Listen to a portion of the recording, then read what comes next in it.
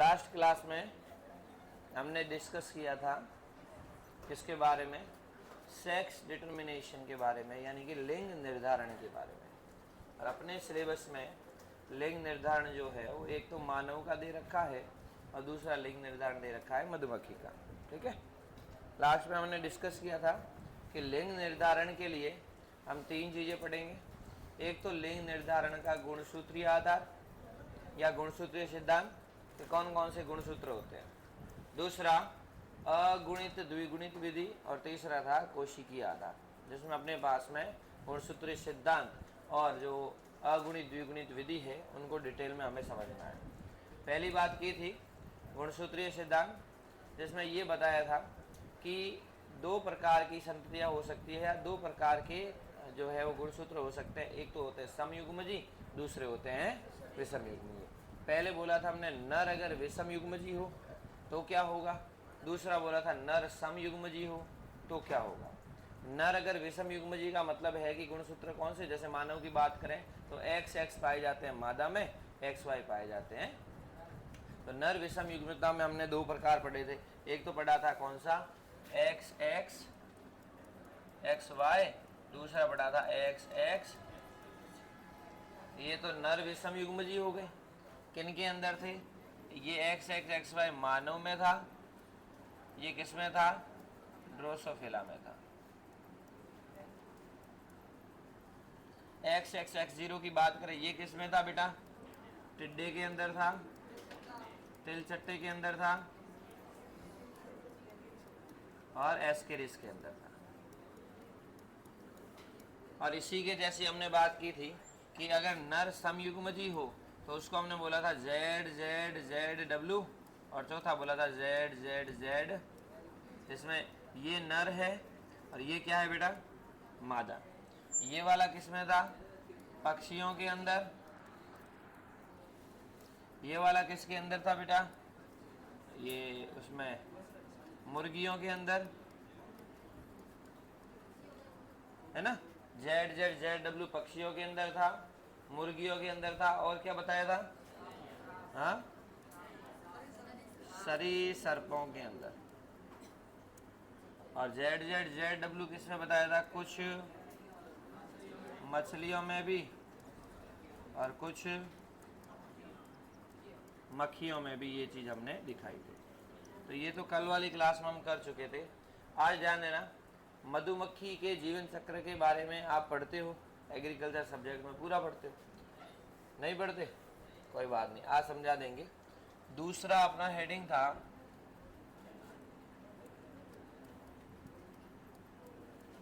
अगुणित द्विगुणित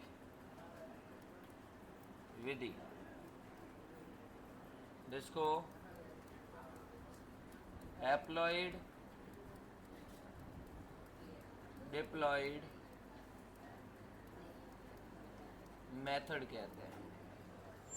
सुनना बेटा इधर, हैप्लॉइड डिप्लॉइड मेथड, या जैसे हम बोल रहे हैं अगुणित द्विगुणित विधि, यानी कि इसके अंदर एक जीव तो अगुणित होगा तो दूसरा जीव कैसा होगा बेटा, द्विगुणित होगा। अब अगुणित कौन सा होगा, द्विगुणित कौन सा होगा, पहले हम बात करते हैं कि ये है किसमें। ये मोस्टली पाई जाती है मधुमक्खियों के अंदर, ज़्यादातर किस में बेटा, मधुमक्खियों में। और किस में पाई जाती है, ये पाई जाती है चींटियों के अंदर। और ये कुछ ततैयों की बात करें जिसको हम वेस्प कहते हैं, उनके अंदर भी ये चीज़ जो है वो पाई जा सकती है। लेकिन मोस्टली हमें किसका जिक्र करना है बेटा, हमें इसके बारे में देखना है। किसके बारे में, मधुमक्खियों के बारे में। मधुमक्खियों में किस तरीके से, एक स्टेटमेंट बताता हूँ बेटा आपको। एक ऐसी संतति जिसके बाप नहीं है, यानी पिता नहीं है लेकिन दादा है, पॉसिबल है क्या, पिता नहीं है दादा है, पुत्र नहीं है पोता है। क्या सर ये क्या सुबह सुबह, या तो आप चाय पी के नहीं आए हो या फिर आपकी चाय उतार रहा हूँ। एक ऐसी संतति है, मान लेते हैं ये वाली संतति है, ये x। हाँ इधर इधर शत की जगह 2 शत भी करेंगे। किसको? यूं कर्नल सोनाराम या जनरल कानाराम? ओके, अब इधर देखो, एक संतति है x जिसके पिता तो नहीं है, ए मान लेते हैं, लेकिन दादा है, जिसके पुत्र तो नहीं है लेकिन पोता है। ये एनसीईआरटी में लाइन लिखी हुई है, समझना। इधर मैं दादा की जगह बात कर रहा हूँ नाना की, और यहाँ तो पोते की बात कर सकता हूँ या दोहिते की।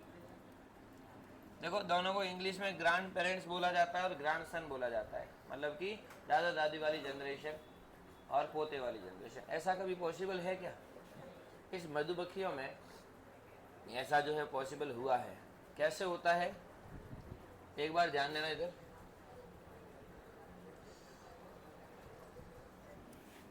देखिए, मधुमक्खी जो है, इस मधुमक्खी का जो पूरा संगठन पाया जाता है उसमें कितने प्रकार की मधुमक्खियां होती है? 4 प्रकार की। Very good. चौथी कौन सी? एक रानी मधुमक्खी, एक नर मधुमक्खी, एक श्रमिक, और चौथा तेरे को ऐड कर लेते हैं। ये राजा नहीं होगा फिर बेटा। एक तो है रानी मधुमक्खी, सुनना इधर,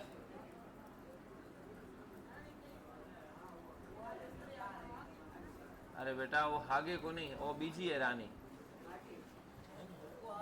दूसरी नर मधुमक्खी,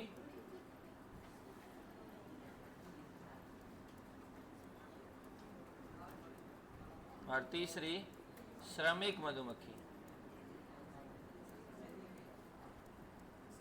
सैनिक नहीं है बेटा, श्रमिक है। श्रमिक मधुमक्खी है जो सैनिक का भी काम करती है। कहने का मतलब श्रमिक है जो मजदूरी भी करेगी, जो बाहरी आक्रमण से भी बचाएगी, और गद्दू जैसे अगर कोई बाटा ठोके तो उस बाटे का जवाब भी डगड़ से देगी।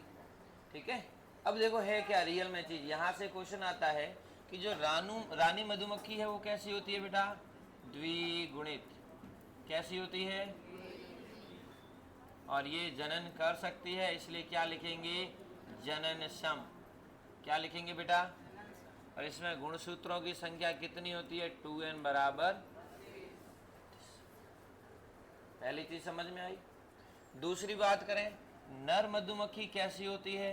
अगुणित होती है, हैप्लॉइड होती है बेटा। ये भी जननक्षम होती है। कैसी होती है? और लेकिन अगुणित है, तो क्या लिखेंगे? n बराबर 16। समझ में आया यहाँ तक? नहीं आया? चलो, श्रमिक मधुमक्खी ये बेटा द्विगुणित होती है, द्विगुणित होती है, लेकिन जनन सम न होकर के ये कैसी होती है? यानी जनन में भाग नहीं लेती। जनन में भाग, अरे दौड़ो बेटा, तेरी बात कर रहे हैं तुम उधर उधर बातें कर रहे हैं। समझ, इधर काम आएगा तेरे। चलो बेटा, अब आगे सुनना। इधर ये वाली चीज समझ में आई? किसी को कोई दिक्कत? अब हम अगर इनका लाइफ साइकिल देखें तो एक तो अपने पास में है क्वीन। कौन है बेटा? 2n बराबर कितने हैं? तो जनन जो है वो रानी और श्रमिक के बीच में होगा या रानी और नर के बीच में होगा? नर का मतलब, नर को बोलते हैं ड्रोन। क्या बोलते हैं? ड्रोन या नर। इसमें गुणसूत्रों की संख्या कितनी है? n बराबर। हमने विधि का नाम क्या लिखा? अगुणित द्विगुणित विधि। अगुणित तो हो गया नर और द्विगुणित हो गई रानी। ठीक है, अब जो द्विगुणित है उनमें अर्धसूत्री विभाजन होगा। इसमें अर्धसूत्री विभाजन होता है। क्या होता है? अर्धसूत्री विभाजन। और इस अर्धसूत्री विभाजन से दो युग्मक बनेंगे, एक इधर अंडा बनेगा और दूसरा भी क्या बनेगा बेटा, मानव जनन वाला चैप्टर भाभी जी ने पढ़ा है ना, द्विगुणित जो ऊगोनिया है, ऊगोनिया का मतलब जो मात्र कोशिका है, उसमें अर्धसूत्री विभाजन से पहले दो चीज़ें बनती है, एक अंडा बनता है, एक पोलर बॉडी बनती है, फिर अंडे में अर्धसूत्री विभाजन होता है, फिर एक अंडा बनता है, फिर एक पोलर बनती है। तो ये तो हो गया n बराबर, और ये भी हो गया n बराबर। यहाँ तक किसी को कोई दिक्कत? ये तो ऑलरेडी n बराबर 16 है, तो क्या इसमें अर्धसूत्री विभाजन होगा? इसमें होगा समसूत्री विभाजन। ये कहलाएगा अंड जनन, यानी कि क्या कह सकते हैं बेटा, अंड जनन का मतलब oogenesis। सुनना बेटा, क्वीन जो है उसमें मियोसिस होता है, oogenesis होता है, जिससे दो गैमेट बनते हैं, एक एग और दूसरा भी एग। दो एग बनते हैं और दोनों में chromosome number n is equal to क्या है बेटा, 16 है।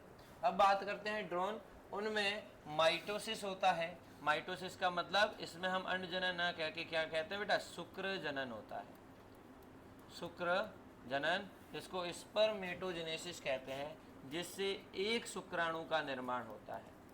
क्योंकि समसूत्री विभाजन हुआ है, जिससे n बराबर क्या हो जाएगा बेटा, 16 हो जाएगा। यहाँ तक किसी को कोई दिक्कत?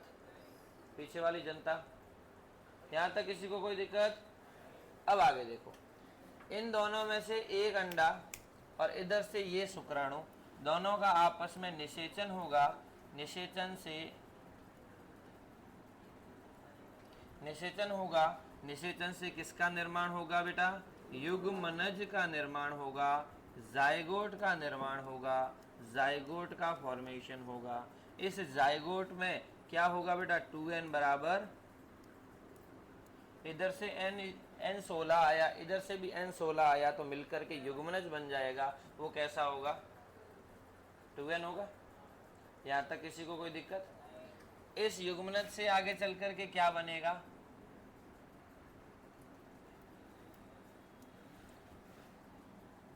इस युग्मनज से आगे चल करके इसमें लार्वा बनेगा, क्योंकि ये आर्थ्रोपोडा संघ के सदस्य है, ठीक है, इंसेक्ट है, तो इनमें लार्वा अवस्थाएं होती है।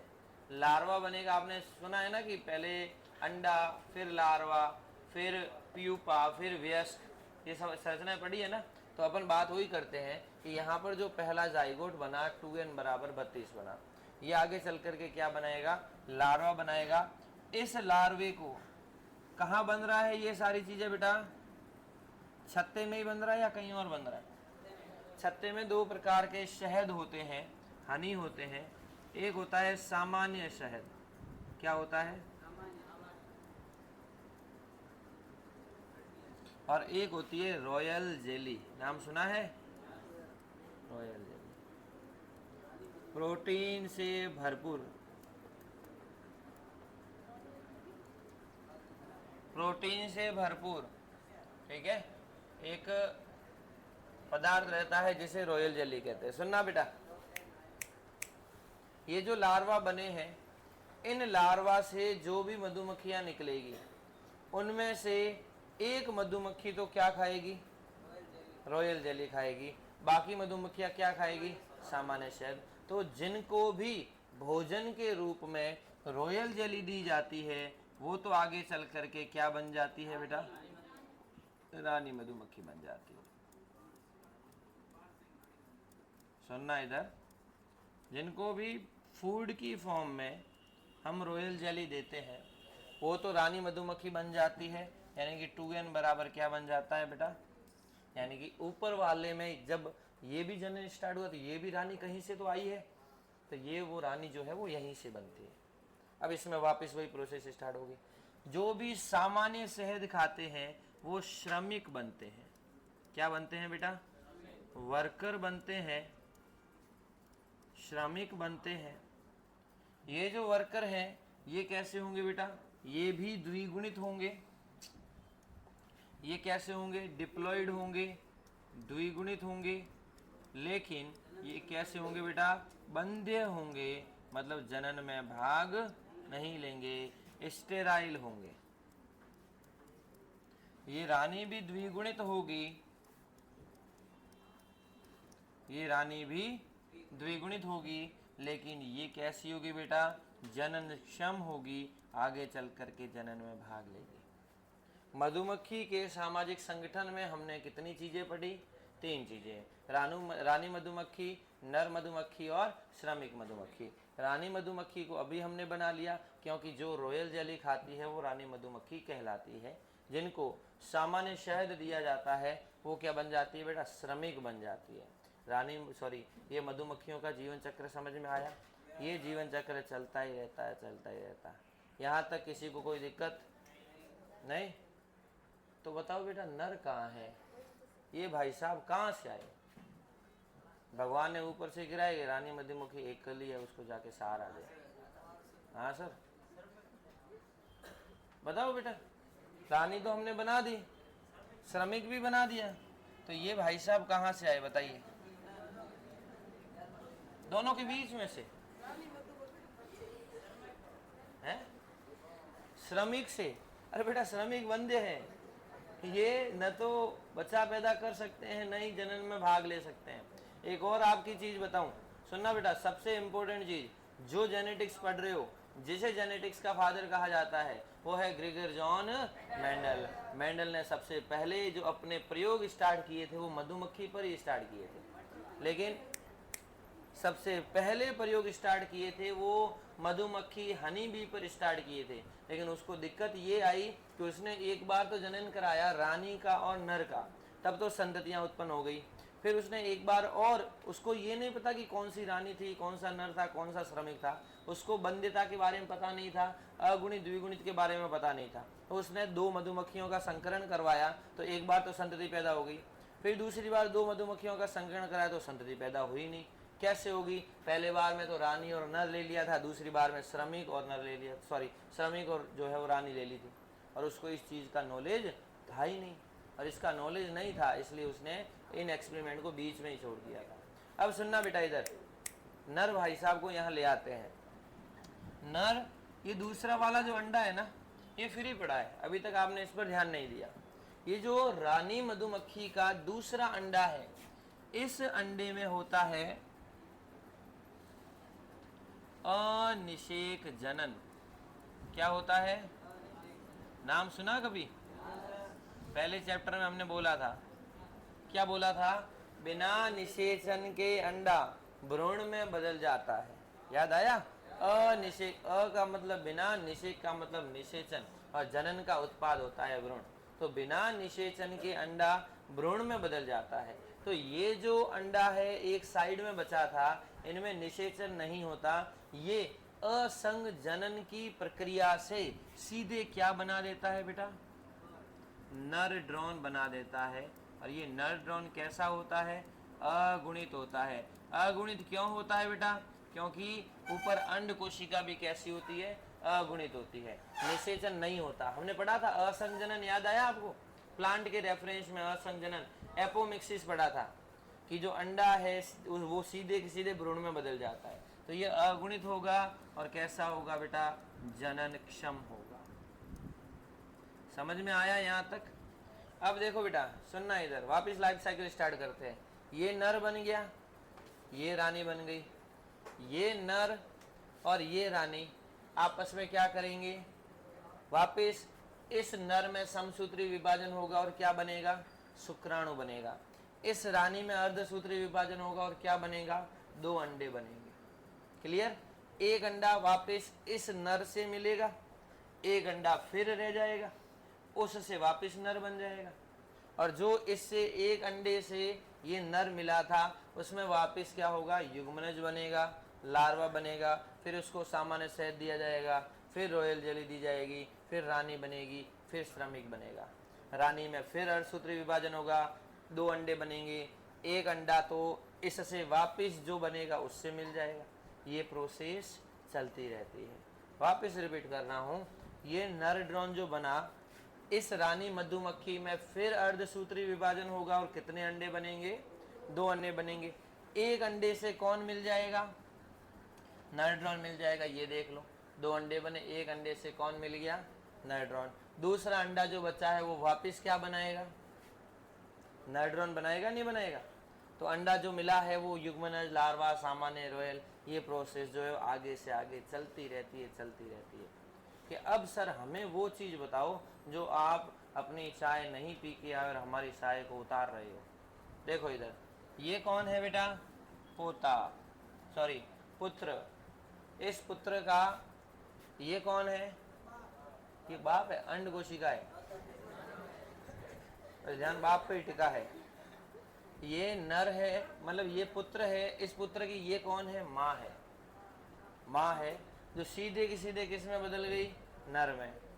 इस माँ के लिए ये क्या हुई? नानी हुई। हुई कि नहीं हुई? ये अंड कोशिका है, इस अंड कोशिका की ये कौन है? इससे उत्पन्न हुई, मतलब माँ हुई।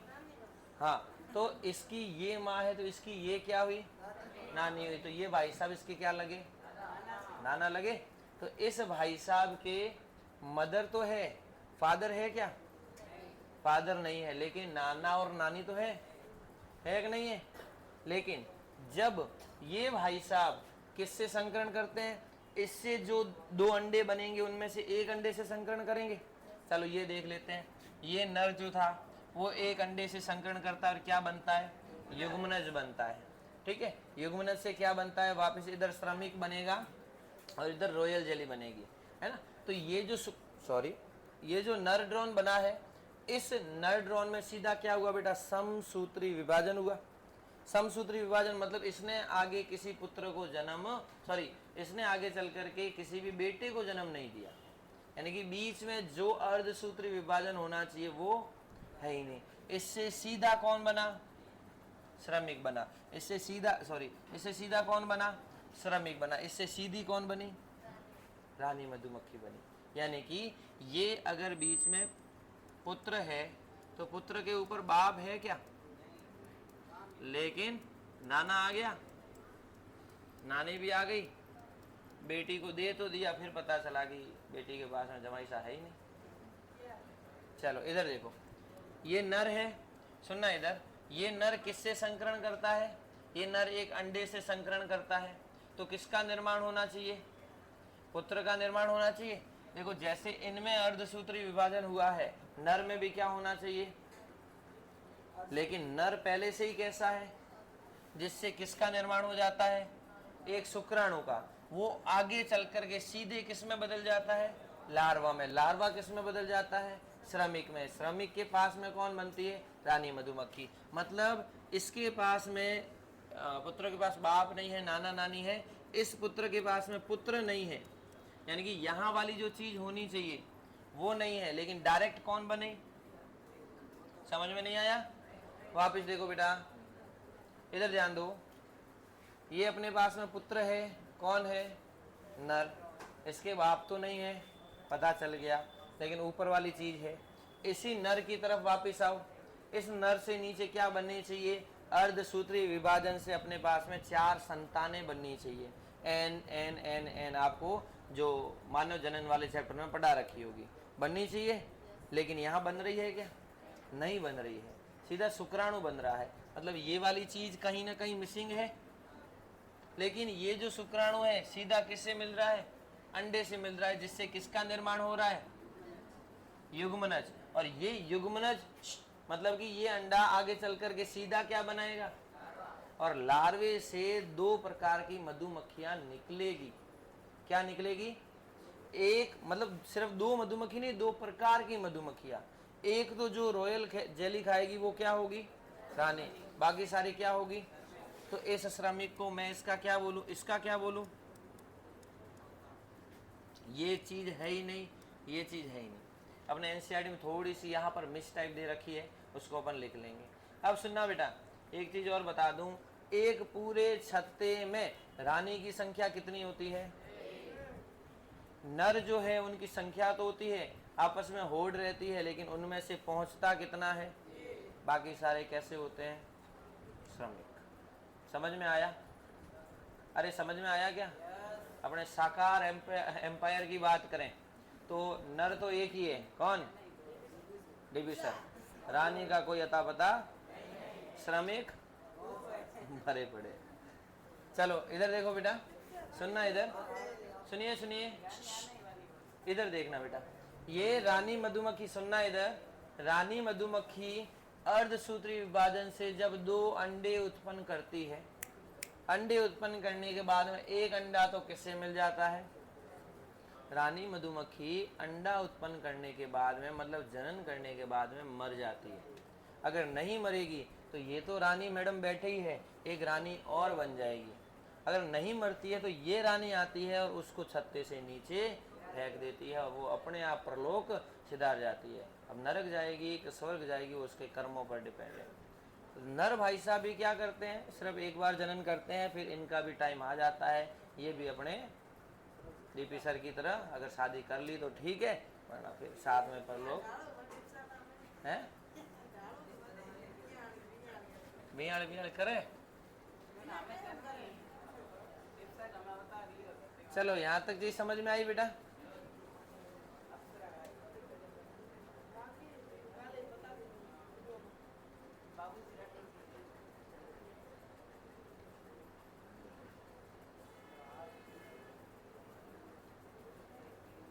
चलो इस चीज को बेटा लिखो।